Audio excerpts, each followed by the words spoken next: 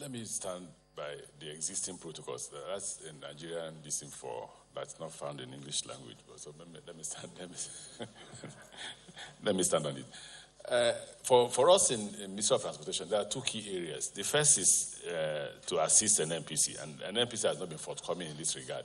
The federal government has awarded a contract of about $195 million for security of the waterways.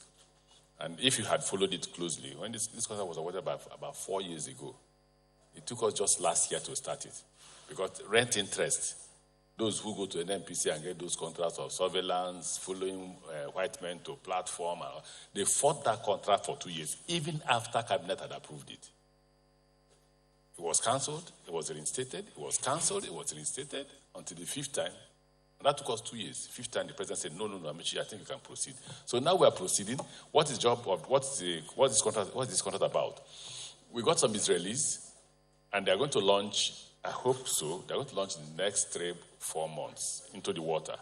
When they do launch, then their responsibility, which they are doing now, is to train Nigerian security.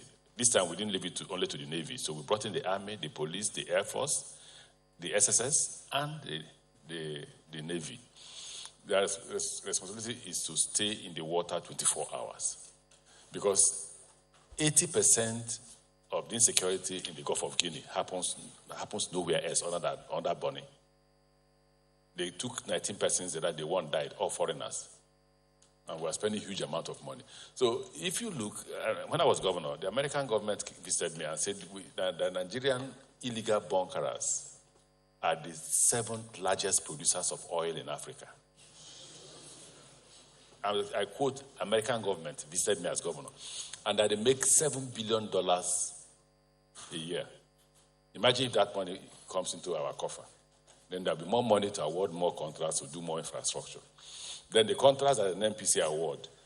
It is only in Nigeria where you have a company on its own set up self-anchorage area and ask vessels from outside the country to go there and as against the seaport that we have in Nigeria. So all that is going to stop very, very soon. The equipment have arrived. We have 2 vessels. We have 20 patrol vessels. We have 2 helicopters. We have 2 fixed wings plane. And where we are now is the due process for the local aspect of it. After that, they will launch because they've finished training the soldiers, they've finished training the naval personnel and other. Are we going to have more crises? Yes, because a lot of those rich men who make billions out of this business will be out of work.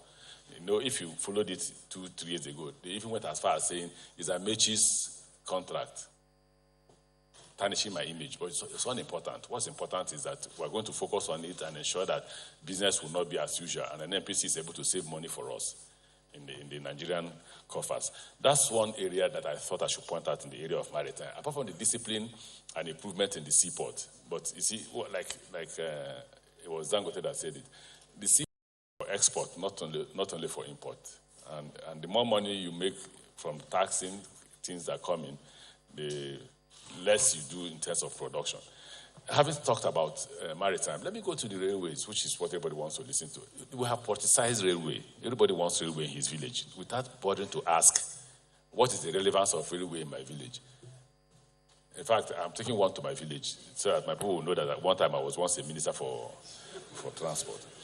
Now, I continue to tell people, if you sneeze, they say you're a northerner. If you cry, they say you're an Igbo man. If you laugh, you're laughing like a Yoruba man. Everything now is politicized. And we, the minorities, they don't even give us a chance at all. They don't remember that I'm from South. I'm an Ikwere man. The Yoruba man is looking at me here. They don't bother about that. The railway from Lagos to Kano is about the busiest when you finish it. It will raise the highest amount of money for you in railways. It has the capacity to lift 30 million tons of cargo. Scientific study. So why should I leave that railway and go and do Port Harcourt to Maiduguri? But everybody is going to television, oh, they don't like us. They hate the Igbos. Meanwhile, my name is Chibike Amaechi. I don't know which is more Igbo. No, leave it to me first. They will get me so. they will get me so. I don't know who is more Igbo than me. Who can say, I confronted Senator, the former deputy governor of Abia. What's his name? Senator Abaribe. I said, tell me the meaning of Abaribe in Igbo. It will take nearly 1 hour for him to tell us the meaning.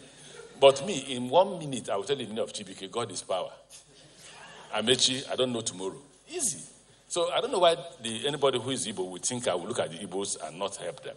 But what informs Ministry of Transport decision is the fact that when you lift 30 million tons of cargo from Lagos to Kano, you create more jobs. Right? So why would I leave that and do Port Harcourt to Maiduguri? Now that we are almost coming to the conclusion of Lagos to Kano, we are coming to the conclusion because we have almost finished Lagos to Ibadan. Lagos to Ibadan is a total of 1.6 billion, but it has gotten to 2 billion. Out of that 2 billion, to show you how responsible this government is, we are funding nearly $600 million. We, from the budget. And we are the physical discipline is enough that we are paying. And the contractor, the only time we have not paid, and the Minister of Finance is here, and I've told her that she should pay me my money. Because the Chinese are harassing us so in the past 1 to 2 months that they need their payment out of the 2 billion, out of the 600 million we're owing them. But we've been paying. The next thing is the rolling stock. The Chinese government asked us to apply for a loan for rolling stock. And the cabinet refused. So we can pay. And we've been paying $500 million. We are not borrowing that. That's from our pocket. And we've been paying. And some of those rolling stocks have arrived.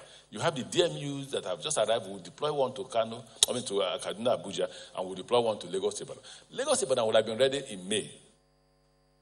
Seriously. Unfortunately, nearly all of them that went for Chinese New Year were quarantined by their government. Their government said they cannot come back until they find a solution to coronavirus. Only those who didn't travel are here, and therefore the speed of the construction has reduced. We are at the final stages of the $5.3 billion loan facility for Ibadan to Kano. We're at the final stages. It's just that they've just listened to us now, and they came from Ministry of Finance, that we should connect Apapa to Tinkan. That is the problem when they are borrowing money. I don't see why I should connect Apapa to Tinkan. I don't, but they're insisting. So if you want the $5.3 billion, you must connect. That's another $200 million that we're adding to the $5.3 billion. So it may raise it to $5.5 billion. If you say no, you won't get the money. It was very clear there. Now, so when we start Ibadan to Kano, it will create a lot of jobs. Just imagine how many people are both land speculators, businessmen. They bought all the land from Abado to Ibadan. They bought, and some are trying to establish industry. Some are asking us to give them what they call spurs into the industry they want to establish. The next one that President has just approved, and we're negotiating the loan. I was in a meeting on Friday about the loan. Is Bonny to Maiduguri. The one I say is about 11 million tons of cargo. Why did we get to Bonny? It was Port Harcourt to Maiduguri. Why we got to Bonny is because the President has also approved that we build a deep sea port in Bonny.